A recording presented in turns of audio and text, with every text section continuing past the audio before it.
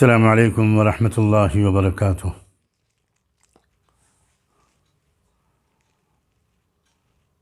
بھائیوں، میرے بہنوں، بزرگوں اور نوجوان، عزیز نوجوانوں،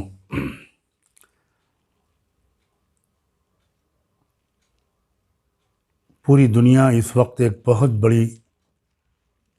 وبا کا شکار ہے۔ اسی سلسلے میں اس وقت کچھ اہم باتیں آپ سب کی خدمت میں عرض کرنے کے لیے حاضر ہوا ہوں۔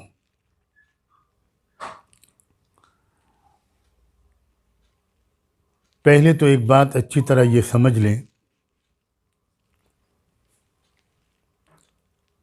کہ اسلام کی تعلیمات کا خلاصہ یہ ہے کہ وہ ایک طرف تو اس پر بہت زور دیتا ہے کہ اپنی مالک کی طرف اپنی توجہ رجوع کو بڑھا دو، اس سے دعائیں مانگو، رکوع سجدے بڑھا دو، اپنے گناہوں سے معافی مانگو، سچے دل سے توبہ کرو، اور ایسی تکلیفوں اور پریشانیوں اور بیماریوں کو اللہ کا ایک پیغام سمجھو، اور وہ پیغام میں بڑی رحمت چھپی ہوئی ہوتی ہے۔ یہ ضروری نہیں ہوتا کہ ایسی ہر تکلیف اور بیماری ایک عذاب کی شکل میں اس نے بھیجی ہو، بلکہ کئی بار ایسا ہوتا ہے کہ یہ تکلیفیں جو آتی ہیں یہ اس لیے بھیجتا ہے شفیق پروردگار کہ شاید ان تکلیفوں کی وجہ سے اس کے بندے اور بندیاں زیادہ سنجیدگی کے ساتھ اس کی طرف متوجہ ہو جائیں، اسے راضی کر لیں، ان کاموں کو اور باتوں کو چھوڑ دیں جن سے اس نے منع کیا ہے، جن سے انسانوں کو دونوں جہانوں میں نقصان پہنچتا ہے۔ قرآن مجید میں کئی جگہ اس بات کا ذکر اللہ نے فرمایا ہے۔ سورہ انعام کی ایک آیت نمبر 42-43 پر ذرا غور کیجیے، جس میں اللہ نے ارشاد فرمایا ہے وَلَقَدْ أَرْسَلْنَا إِلَىٰ أُمَمٍ مِّن قَبْلِكَ فَأَخَذْنَاهُمْ بِالْبَأْسَاءِ وَالضَّرَّاءِ لَعَلَّهُمْ يَتَضَرَّعُونَ فَلَوْلَا إِذْ جَاءَهُمْ بَأْسُنَا تَضَرَّعُوا وَلَكِنْ قَسَتْ قُلُوبُهُمْ وَزَيَّنَ لَهُمُ الشَّيْطَانُ مَا كَانُوا يَعْمَلُونَ، جس میں اللہ تعالیٰ نے رحمت دو عالم صلی اللہ علیہ وآلہ وسلم کو مخاطب کر کے کہا ہے کہ تم سے پہلے آنے والی نبیوں کی قوموں کو پر بھی ہم نے تکلیفیں بھی بھیجی ہیں اور بیماریاں بھی بھیجی ہیں، مالی اور جانی دونوں قسم کے نقصان والے حالات بھیجے، اور مقصد ہمارا یہ ہوا کرتا تھا کہ لعلہم یتضرعون، شاید اس معاشی بدحالی یا ان بیماری کی وجہ سے ہی وہ بندیاں ذرا اپنی زندگی کو بدل لیں۔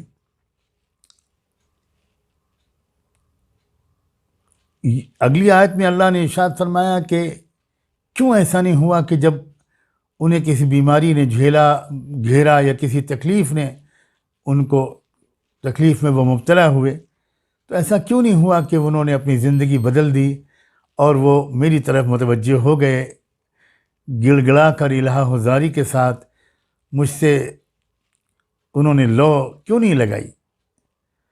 اور اس کی وجہ کیوں نہیں لگائی؟ اس کی وجہ یہ کہ ان کے دل سخت ہو گئے تھے، اور شیطان نے ان کی طرز زندگی کو ان کی نگاہوں میں بہت ڈیکوریٹ کر کے پیش کیا ہوا تھا۔ وہ سمجھ ہی نہیں پا رہے تھے کہ ان کی زندگی میں کیا کیا غلطیاں ہیں۔ تو اسلام ایک طرف تو یہ سکھاتا ہے کہ ایسی پریشانیوں اور بیماریوں، مصیبتوں اور وباؤں میں مبتلا ہونے کے وقت میں زیادہ سے زیادہ سب لوگ اللہ کی طرف متوجہ ہوں، معافی مانگیں، رحم کی بھیک مانگیں، گڑ گڑائیں، توبہ، انابت، استغفار، عبادات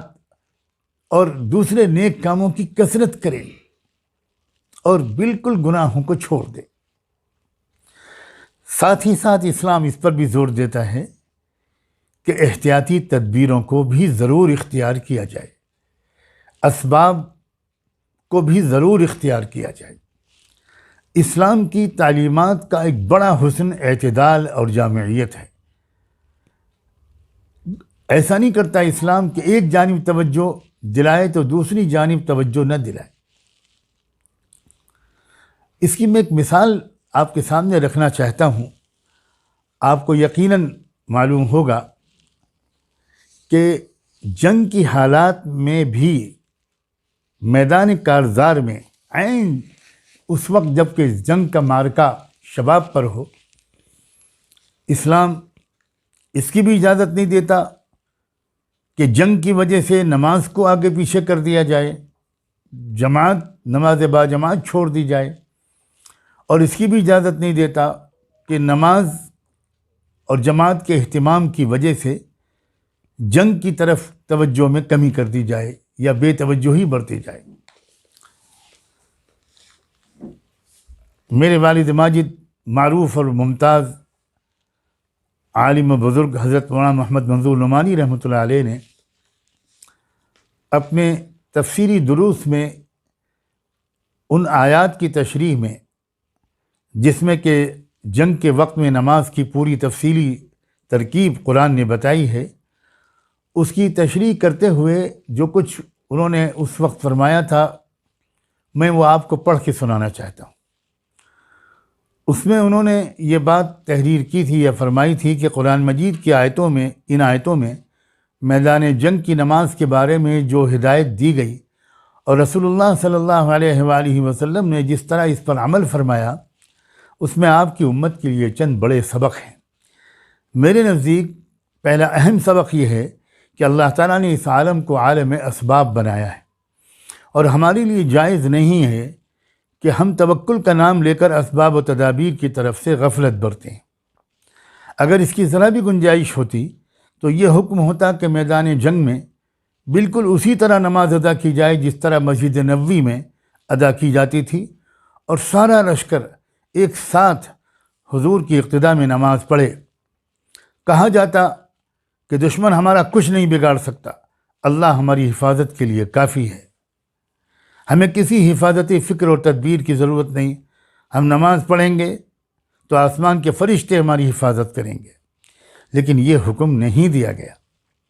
بلکہ اسباب کی رعایت کرتے ہوئے جنگ کی ضرورت اور دفاع کی مصلحت سے نماز کا قانون بدل دیا گیا۔ نماز کے درمیان طویل نقل و حرکت کی اجازت دے دی گئی، اور صراحت کے ساتھ حکم دیا گیا کہ مجاہدین اپنے پورے اسلحہ سے مسلح ہو کر نماز میں شریک ہوں، وہ ہتھیار بھی لگے ہوں جن سے دشمن پر حملہ کیا جاتا ہے، اور وہ بھی جو دشمن کے حملے سے بچاؤ کے لیے استعمال ہوتے ہیں۔ وَلْيَأْخُذُوا حِذْرَهُمْ وَأَسْلِحَتَهُمْ۔ جس امت کو یہ ہدایت دی گئی ہو اور جس کے پیغمبر نے اسی کے مطابق عمل کیا ہو اور یہی امت کو سکھایا ہو، اس کے لیے کیسے جائز ہو سکتا ہے کہ وہ اسباب و تدابیر سے غفلت برتے اور اس کا نام توکل رکھے۔ یہ ان آیتوں کا بہت اہم سبق ہے۔ اسی طرح دوسرا اصولی سبق صلاۃ خوف کی اس ہدایت سے یہ بھی ملا کہ دنیا کے مادہ پرستوں کی طرح اسباب و تدابیر ہی کو سب کچھ نہ سمجھا جائے، بلکہ مناسب حد تک اسباب و تدابیر کا لحاظ کرتے ہوئے اللہ تعالیٰ کے ارادے اور مشیت کو فیصلہ کن سمجھا جائے، اور اس کی نصرت اور رحمت کا استحقاق حاصل کرنے کی فکر و کوشش کو ہر چیز پر مقدم رکھا جائے۔ اگر یہ بات نہ ہوتی تو فوج کے کسی حصے کو بھی دشمن کے سامنے سے ہٹا کر نماز میں مشغول ہونے کی اجازت نہ دی جاتی۔ اس معاملے میں مسلمانوں کے بعض طبقے سخت افراط و تفریط میں مبتلا ہیں۔ اسلام کی روح اور اس کی تعلیمات سے مطابقت رکھنے والی بات وہی ہے جو صلاۃ خوف کے بارے میں قرآن مجید کی ہدایت اور رسول اللہ صلی اللہ علیہ وآلہ وسلم کے عمل سے معلوم ہوتی ہے۔ احتیاطی تدابیر اب میں آپ سے عرض کرتا ہوں کہ اس کرونا وائرس اور اس کے ذریعے سے پھیلنے والی وبائی بیماری سے بچنے کے سلسلے میں جو احتیاطی تدبیریں ماہرین بتا رہے ہیں ان پر بھی آپ ممکن حد تک ضرور عمل کریں، مگر اس کے ساتھ ہی ساتھ ایک ایمان والے کی حیثیت سے، ایک ایمان والی کی حیثیت سے آپ اللہ کی طرف اپنا رجوع بڑھا دیجیے۔ انشاءاللہ آپ کی ان دعاؤں سے، رجوع سے، توبہ و استغفار سے ہمارے ملک کے تمام باشندے، پوری عالم کی انسانی برادری کو چھٹکارا مل جائے گا۔ خاص طور پر میں اس وقت آپ کو یاد دلانا چاہتا ہوں کہ کل کے دن ہمارے ملک میں ایک جنتا کرفیو کا اعلان کیا گیا ہے، عوامی بندش۔ پورے ملک میں تمام لوگوں سے کہا گیا ہے کہ اپنے اپنے گھر پر رہیں، کوئی موومنٹ نہ ہو۔ تو یہ بہترین موقع ہے، خدا کے واسطے اس وقت کو ضائع نہ کیجیے گا۔ اچھا ہو کہ کل گھر کے زیادہ سے زیادہ افراد کل کے دن روزہ رکھ لیں اور کثرت سے تلاوت قرآن مجید میں مشغول ہوں، کثرت سے تلاوت قرآن پڑھیں، نفلیں پڑھیں، صلاۃ التوبہ پڑھیں، صلاۃ الحاجت پڑھیں، رو رو کر اللہ تعالیٰ سے دعائیں مانگیں۔ ہر گھر میں ماں باپ، بچے، بہویں، بیٹیاں، بیٹے، پوتے پوتیاں، چھوٹے چھوٹے بچوں، معصوم لوگوں کو ساتھ میں لے کر بیٹھ جائیے اور آپ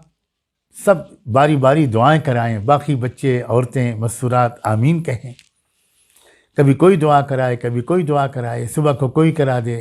2-3 گھنٹے کے بعد پھر کوئی کرا دے، ظہر میں پھر کوئی اجتماعی دعا ہو جائے، انفرادی دعائیں بھی ہوں۔